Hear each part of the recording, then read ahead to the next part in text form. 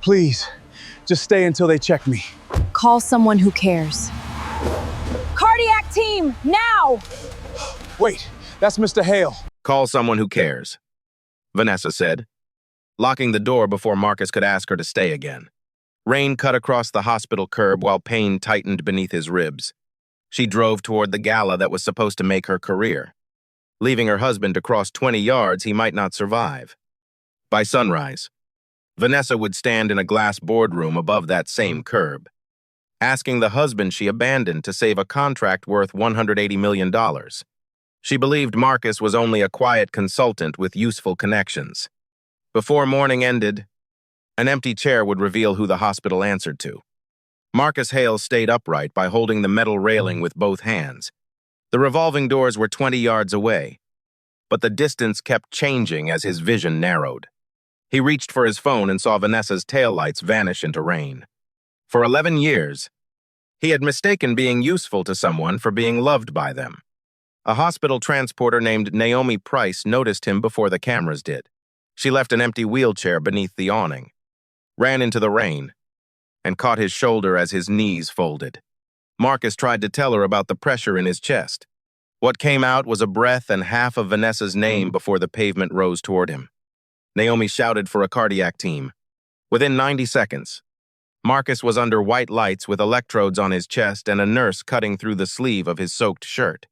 The monitor showed a rhythm dangerous enough to empty the room of small talk.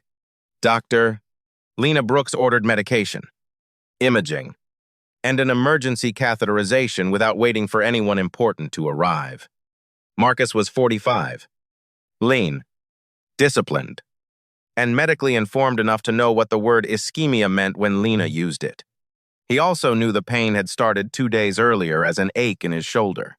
He had delayed care because Vanessa's presentation mattered, because her gala mattered, because he had spent a decade arranging his needs behind hers. The Hale Meridian Medical Network owned 9 hospitals, 14 outpatient centers, and the research campus where Vanessa's employer hoped to place its newest diagnostic platform. Marcus controlled the network through a family trust, but his name appeared publicly only in annual filings. Few people outside institutional finance ever read carefully. To Vanessa, he was an independent facilities consultant who worked from a quiet study and traveled without explaining much. The description was not false. Marcus reviewed hospital construction, clinical access, and capital planning.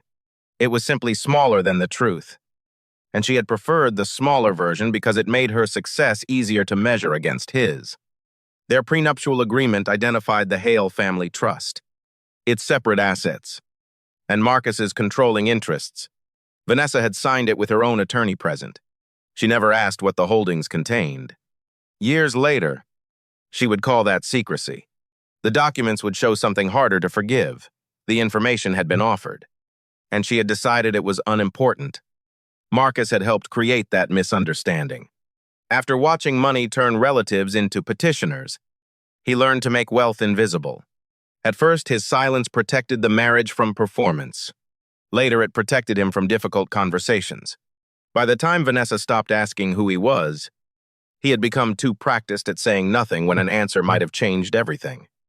Vanessa Cole Hale had not begun as a cruel woman.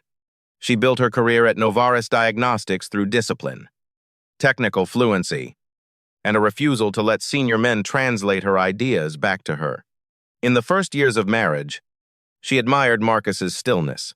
He listened completely, challenged her privately, and never needed credit for making her sharper. Success changed the rooms around her before it changed her. Her title became executive vice president. Invitations arrived from donors, physicians, and investors who measured spouses by visible rank. Marcus attended when asked, wore excellent suits without labels, and answered questions without advertising himself. Vanessa began mistaking his lack of display for lack of weight. Grant Mercer knew how to occupy visible space. As Novartis's chief executive, he praised Vanessa in public and made every promotion feel like a private alliance. For 18 months, they had traveled together, finished each other's presentations, and stayed after meetings when everyone else went home. Nothing had been confessed. But intimacy does not require a confession to rearrange a marriage. The Meridian contract was Grant's largest pursuit. Novartis wanted its Helix imaging system installed across the network, a deal that could rescue a weak quarter and lift the company before a planned financing round. The product was promising, but its latest validation study contained inconsistencies the clinical committee had not resolved. Vanessa knew the committee had questions. Grant told her every transformative product met resistance from cautious people. He also told her Marcus's consulting connections could become a family channel if she framed them correctly. She disliked the phrase, yet allowed a proposal appendix to describe her household as having long-standing strategic access to Meridian leadership. She had not forged Marcus's signature, but she had uploaded an old letter he once wrote supporting community imaging access. Grant's team placed it behind the appendix without its original date or purpose. Vanessa saw the revised packet at 1:12 that afternoon. She clicked approval while walking into a rehearsal and told herself legal would correct anything material. At Patrus. Marcus texted that his chest pain had returned and his left hand felt numb. Vanessa called him, heard the strain in his breathing, and agreed to take him to Meridian Central. 20 minutes later, Grant reminded her the gala's lead donor expected them to arrive together and that the contract chair would be seated at their table. Vanessa changed clothes before driving Marcus. She wore a burgundy evening dress beneath a cream coat, and the perfume he once bought her filled the car while he concentrated on breathing. Twice he asked her to slow down. Twice she said they were almost there. Her phone kept lighting with Grant's name in the center console. At the hospital entrance, an ambulance blocked the nearest lane. Vanessa stopped beyond the awning and said hundreds of jobs depended on her reaching the reception. Marcus pressed one palm to his chest and asked her to stay until someone evaluated him. Between them, the turn signal kept clicking, a small mechanical sound inside the silence she chose not to hear. "You always make silence feel like judgment," she said. Marcus reached toward her, but pain folded his fingers against his chest. She saw the movement and still chose to read it as accusation. "Call someone who cares." The lock clicked. Warm air vanished from his face, and her tires carried the only person he expected to stay beyond the emergency lights. At Shapte, Sprzeche, while Naomi held pressure on an access site in Marcus's wrist, Vanessa entered the Meridian Foundation gala beside Grant. Cameras caught his hand at the small of her back. She did not remove it. The ballroom glowed with champagne light, polished brass, and the confidence of people who believed important decisions happened only in rooms like that one. Grant introduced Vanessa as the architect of Novartis's future. During cocktails, he told two investors the Meridian contract was effectively secured through relationships no competitor could reproduce. Vanessa heard him and did not correct the claim. Her phone vibrated once from an unknown hospital extension, but she silenced it because the chairman of a financing group had begun speaking. The call came from Lena, who found Vanessa listed as Marcus's emergency contact. Her voicemail stated that he had suffered an acute coronary event and needed immediate intervention. Policy limited details, but critical and next of kin were unmistakable. The call log later showed Vanessa silenced the alert 7 seconds after it appeared and waited 4 hours to listen.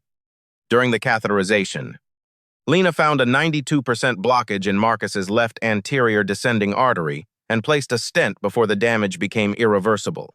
His outcome depended on minutes. Had Naomi looked away, had Marcus remained outside 5 minutes longer, the morning might have brought Vanessa regret of a kind no apology could ever reach. When Marcus regained full awareness, Daniel Cho was seated beside the recovery window. Daniel served as general counsel to the Hale Trust and knew better than to arrive with drama. He first asked about pain, then about authorization, then told Marcus that the Novartis proposal had triggered a compliance hold 2 hours earlier. The hold had nothing to do with Marcus's admission. Meridian's procurement software had flagged the old community access letter because its metadata did not match the proposal's description. A clinical reviewer had separately challenged the Helix study's patient exclusions. 2 independent alarms had reached the audit chair before anyone knew Marcus was in the emergency department. Marcus listened without interrupting. Daniel explained that Vanessa's electronic approval appeared on the appendix and on the Declaration of Strategic Access. Grant's certification appeared on the performance data. The contract committee had scheduled an emergency review for 7 the next morning because financing statements repeated the claim that approval was imminent. One call from Marcus could have killed the proposal before midnight. He made a different call. He instructed Daniel to record his hospitalization, disclose the marital conflict, and recuse him from every Novaris decision. The independent procurement and clinical committees would examine the evidence without his vote. Advice, or private influence. Daniel asked whether Vanessa knew who held controlling authority over Meridian. Marcus looked at the rain moving down the glass and said she had signed documents that answered the question 11 years earlier. He did not sound triumphant. He sounded tired, as if the deepest injury was not being underestimated, but realizing how long he had helped make that possible. At the gala, Vanessa delivered a polished presentation about equitable diagnostics. She spoke about patients who lost precious time because technology failed to reach them. The applause was immediate. Across town, a nurse adjusted the medication, keeping her husband's newly opened artery from closing again. The contradiction existed before Vanessa was willing to see it. Grant raised a glass after the speech and told her the contract would make them untouchable. He said "us" softly enough to make it private. Vanessa did not step away when he kissed her temple. She had spent months enjoying the sensation of being chosen by a man who announced his power, never asking what kind of man needed an audience to prove it. Atuns prezece, patruzeci și șapte.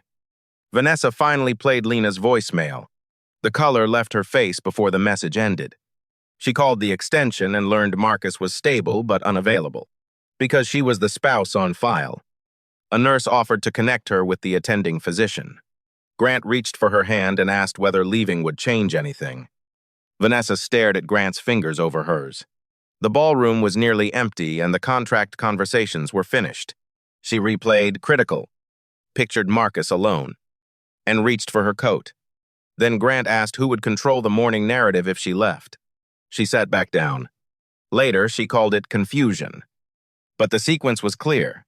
Concern rose. Ambition answered, and she obeyed ambition. Grant drove her to the hotel where Novaris kept a suite for visiting executives. She did not go upstairs with him, but she remained in the lobby for 40 minutes reviewing the emergency meeting notice that had just reached both their phones. Meridian demanded attendance from Novaris's chief executive, proposal sponsor, general counsel, and clinical lead at 7A. The notice cited documentation integrity, study exclusions, and representations of privileged access. Vanessa's name appeared beside 2 of the certifications. Grant said it was a pressure tactic from a rival bidder. He told her to bring Marcus to the meeting by phone and have him confirm that the relationship language was substantially accurate. Vanessa said Marcus was in recovery at Meridian Central. Grant's expression changed, but not toward concern. He asked which unit, who had admitted him, and whether Marcus had spoken with anyone connected to procurement. In that sequence of questions, Vanessa heard the shape of his priorities more clearly than she had during 18 months of praise. She drove home alone at 1:06. Marcus's reading glasses lay on the kitchen island beside the mug he had used that morning. His medication list remained under a magnet where he had placed it for her. Vanessa touched the paper and remembered complaining that the ink looked untidy against the marble. Shame arrived as a physical thing, heavy and strangely cold. She called the cardiac floor 3 times. On the 3rd call, Lena answered and explained that Marcus had requested no visitors until morning. Vanessa asked if the request applied to his wife. Lena paused before saying it applied to everyone except clinical staff and counsel. The pause told Vanessa that someone at the hospital already knew what had happened outside. At Doazich, Grant sent a draft statement for Marcus to sign. It claimed he had encouraged Novaris to rely on his informal support and that the disputed letter accurately reflected current intentions. Vanessa read it twice. The statement would protect the proposal by placing responsibility on a man who had been unconscious when the review began. For the first time that night, she refused Grant directly. She wrote that Marcus would not sign something untrue and that she would not ask him. Grant replied that loyalty was measured when consequences became real. Vanessa almost laughed at the word. Then she opened the final proposal and began reading every page she had approved. The old letter was worse than she remembered. Its date and 2 limiting paragraphs were gone, leaving support for a free clinic pilot beneath executive endorsement. An audit pane showed Grant's office made the edits. A second pane showed Vanessa opened the file for 43 seconds before certifying its accuracy. The alteration was his. The reckless approval was hers. The clinical appendix carried a second problem. Helix sensitivity rates excluded 31 ambiguous scans as protocol deviations. Yet visit logs showed 26 patients followed every required step. Grant's note ordered the exclusions to keep the headline above 97%. Vanessa's approval record showed she never opened the linked source table before signing. Vanessa printed the note, though she did not yet know whether doing so was courage or self-preservation. She gathered the proposal, the unedited letter from Marcus's home files, and the time-stamped approval record. At Patru, Cinci. She placed them in a leather case and sat at the dining table where Marcus had once asked her if the contract was moving too quickly. She had told him that people without ambition always called speed reckless. He had gone quiet, and she had taken the silence as surrender. Now she understood it might have been pain. The house seemed to hold every conversation she had won by refusing to hear what the other person was actually saying. At Cinci, 13. Vanessa dressed for the review in a navy suit and removed her wedding ring, then put it back on. She did not know whether wearing it was respect or another attempt to claim access. Finally, she left it on the dresser. For the first time in years, she entered an important room without using her marriage as decoration or leverage. Marcus woke before dawn to the sound of a blood pressure cuff tightening around his arm. Naomi was there, finishing her shift. She told him he had frightened half the emergency department and asked whether there was anyone she should call. Marcus thanked her and said the person he would have named had already made her choice. Naomi did not offer a slogan or ask for details. She placed his phone within reach and said, "Then call the people who show up." Marcus looked at Daniel's message, Lena's notice, and the overnight texts from his younger sister Camille. Carrie, he realized, had been present all night. It simply had not arrived in the car he expected. At Chasse, Cinci presece. Daniel reviewed the meeting structure from Marcus's room. Under Meridian bylaws, the audit chair could suspend procurement without the trustee's vote whenever data integrity was questioned. Marcus would appear only to disclose his conflict and confirm recusal. Lena permitted a 10-minute secure video, reminding him that authority did not cancel physiology. Marcus asked whether the committee could separate Vanessa's conduct from Grant's. Daniel said the evidence would decide that, not their marriage.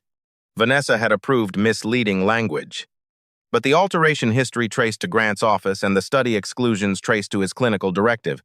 Cooperation and candor would matter. So would every decision she made after learning the truth.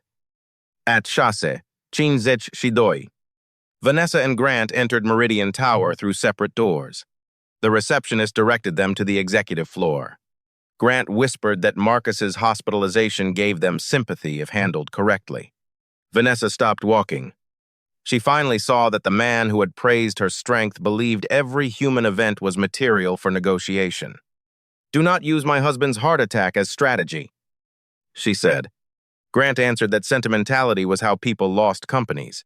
Vanessa held the leather case tighter and stepped into the elevator without him.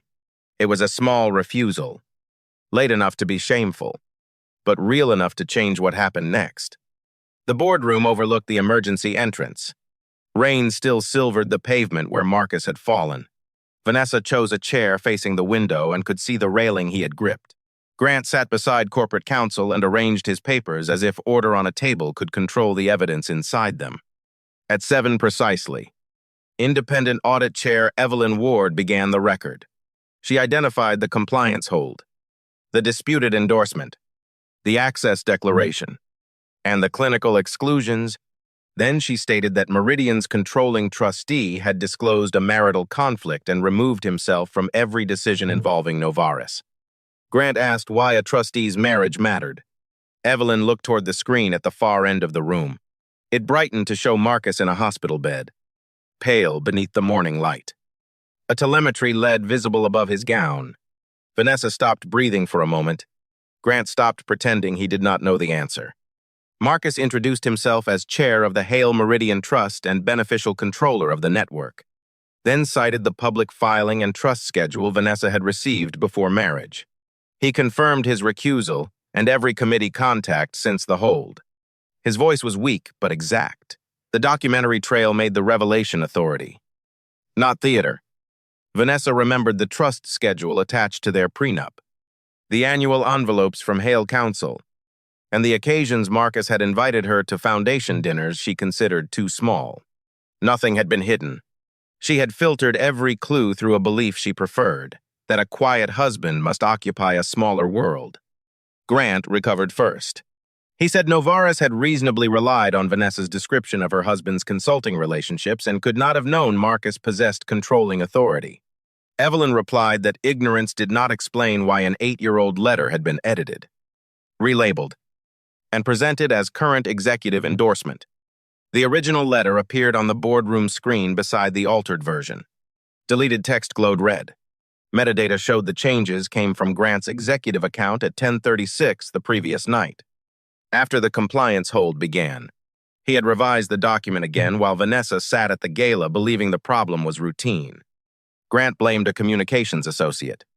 Novares' counsel quietly stated that the account required his biometric approval. The room changed then. Not dramatically, but completely.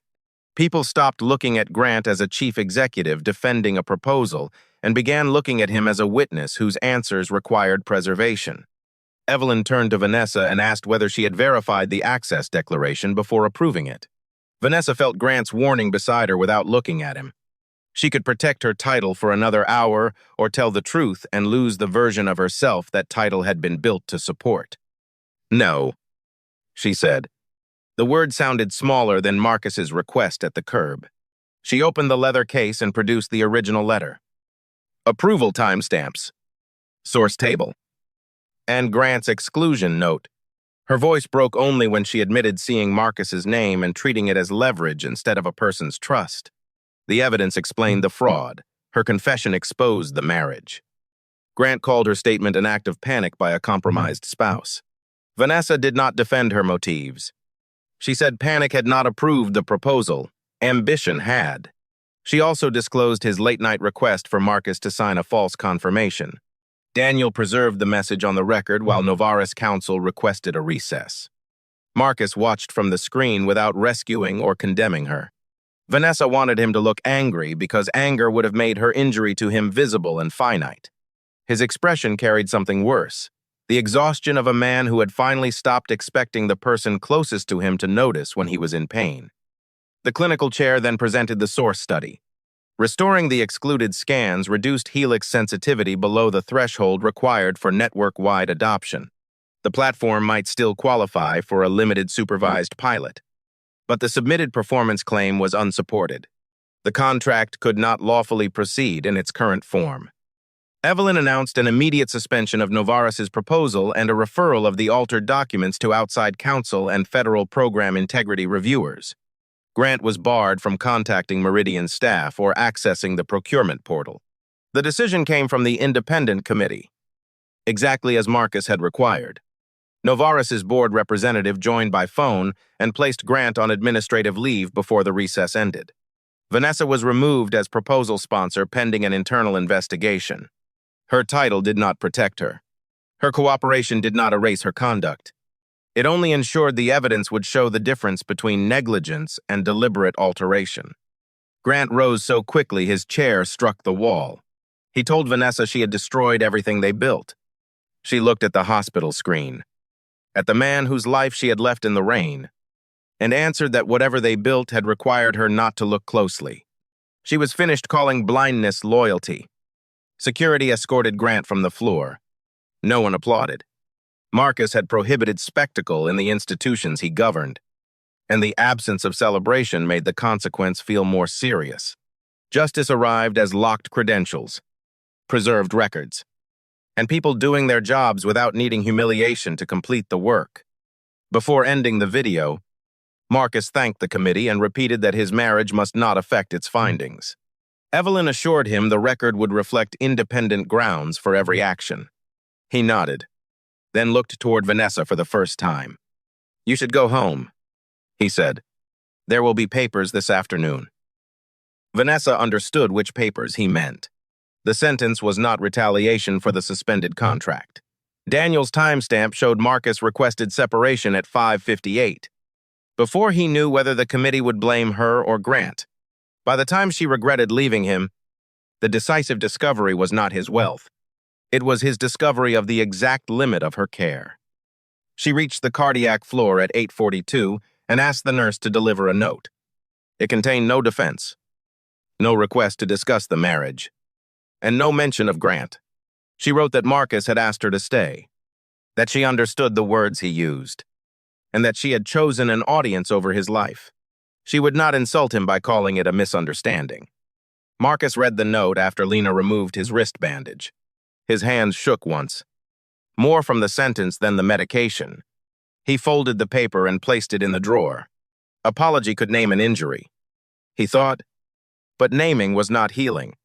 Healing would require distance, truth, and decisions made after nobody was watching. Camille arrived with coffee she knew he could not drink and a sweater he did not need. She sat beside him and cried without trying to hide it. Marcus apologized for frightening her. Camille told him the family had spent years respecting his privacy when they should have challenged his isolation. "Care," she said, sometimes meant refusing to cooperate with silence. That afternoon, Daniel delivered a petition for legal separation to the House. Vanessa accepted it without calling Marcus. The filing requested no punitive financial relief and made no attempt to damage her professional standing. It relied on the prenup they both signed and asked only for an orderly division of their shared life. The restraint hurt more than a public attack would have. Vanessa had imagined that power revealed itself through possession and public victory. Marcus's power appeared in what he refused to take, her savings. Her reputation, the committee's independence, or the chance to make her humiliation resemble justice. Novaris's internal review lasted 6 weeks. Forensic records showed Grant directed the document alteration and clinical exclusions. Vanessa's approvals enabled both submissions, but her disclosure preserved evidence before it could be deleted. She was dismissed for gross negligence and governance failures. While Grant faced civil claims and a criminal referral, Vanessa's attorney told her cooperation could reduce personal exposure. She answered every question anyway, including those that made her look vain, careless, and compromised. The process did not become redemption because she finally told the truth. It became the first honest thing she had done without knowing whether honesty would reward her. Marcus spent 4 days in the hospital and 3 months in cardiac rehabilitation. He returned to work slowly and kept his recusal in place until every Novaris matter concluded. He did not acquire the company at a discount, punish Vanessa's colleagues, or turn procurement into a private weapon. The rules mattered most when breaking them would have felt satisfying. Naomi received a commendation at the next network meeting, but Marcus asked that it recognize her clinical judgment rather than his identity.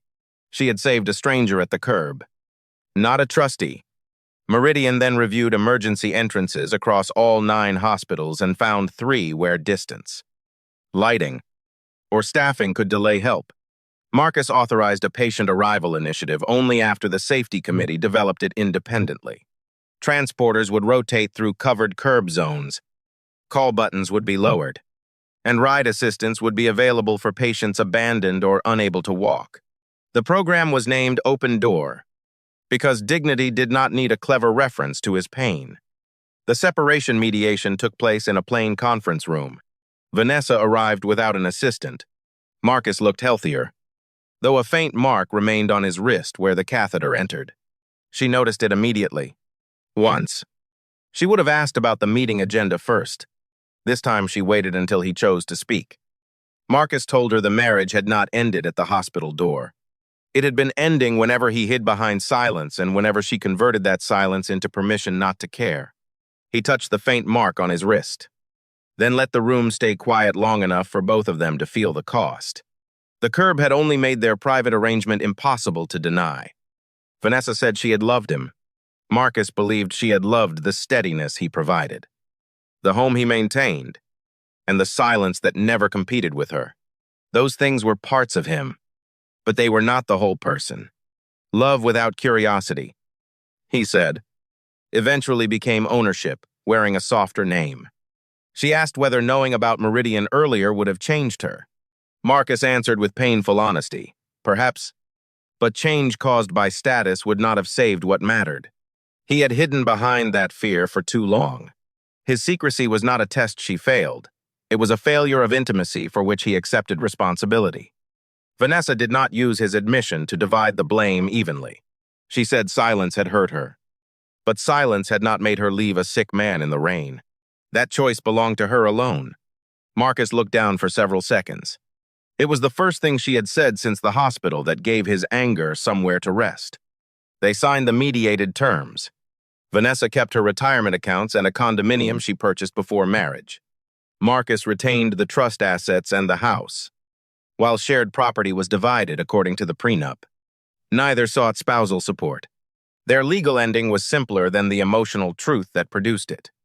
Afterward, Vanessa returned to school for a graduate certificate in clinical ethics and compliance. She did not announce it online. She volunteered 2 evenings a week with a nonprofit that arranged rides for patients receiving cardiac treatment. Some people called the work performative when her history became public. She kept showing up after attention moved elsewhere. Marcus heard about the volunteering through Camille and gently asked her not to update him again. Vanessa's growth, if it was real, could not be an audition for reconciliation. He wished her clarity from a distance and continued therapy for the conflict avoidance he had once mislabeled as patience. 6 months after the gala, federal reviewers cleared Novarris's Helix system for a new, limited study under independent oversight. Meridian did not participate because the conflict remained too recent. Hundreds of Novarris employees kept their jobs under new leadership. Proof that accountability did not require burning an entire company around one executive's misconduct. Grant resigned under a settlement that barred him from serving as an officer during the pending investigation. His name disappeared from the magazines that once celebrated his certainty. Vanessa saw one article about him and closed it before the end. Blaming him alone would have returned her to the same blindness that brought her to the boardroom. On the first anniversary of Marcus's heart attack, Open Door published its results. Average curb to triage time had fallen by 41%, and ride support had prevented hundreds of missed follow-up appointments. Naomi stood at the podium beside Lena while Marcus remained in the second row, exactly where he preferred to be. After the event, Vanessa waited outside the auditorium. She had been invited by the patient transport nonprofit, not by Marcus. When he saw her, there was no music, no crowd leaning toward a revelation. Only afternoon light on the same corridor where a year earlier neither of them had understood what care required. She apologized without attaching hope to the sentence. The worst part, she said, was not failing to recognize his authority. It was requiring authority before recognizing his humanity. Her hands trembled, but she did not reach for him or turn tears into a request. Marcus listened, and for once his stillness gave truth room to remain instead of helping them escape it. I called someone who cared, he said. Vanessa lowered her eyes. Several people answered.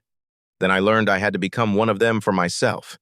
He named Naomi, Lena, Camille, and the therapists who taught him to ask for help before pain became crisis. Gratitude softened his voice. But softness was not an invitation. The boundary remained final. Vanessa thanked him for hearing her and did not ask whether he forgave her. Forgiveness, she had learned, was not a door the injured person owed whoever knocked. She walked toward the parking lot alone, crying only after the glass doors closed behind her. The tears released grief. Not consequence, she carried regret away without asking Marcus to carry it for her. Naomi emerged from the auditorium and asked Marcus whether he needed a ride to the rehabilitation center. He said he could drive, but accepted anyway. A year earlier, accepting help would have felt like weakness. Now he understood that independence was not the absence of need. It was the freedom to choose people who treated need with care. They passed the emergency entrance on the way out. The curb was covered now, staffed by a transporter. and marked by a blue call station visible from the street. Marcus watched an elderly man arrive alone and saw a staff member reach him before he had to ask. Some endings repaired more than the people who caused them. Vanessa regretted her sentence by morning. But regret was only the true beginning of the reckoning. It cost her a marriage, a title, and the story she told herself about ambition. What followed cost more, the daily discipline of becoming honest when no powerful person was waiting to reward her for it. Marcus did not win because he owned the hospital network. Ownership could expose a lie, preserve a process, and improve a curb, but it could not restore the 11 years they had spent becoming strangers. His real victory was quieter. He stopped making himself smaller to keep someone else comfortable. The night Vanessa left him outside Meridian Central, she told Marcus to call someone who cared as though care were a scarce favor he had failed to earn. By the next morning, the hospital, the evidence, and the people who showed up had answered her. Care was never scarce. He had simply been asking for it from the wrong person.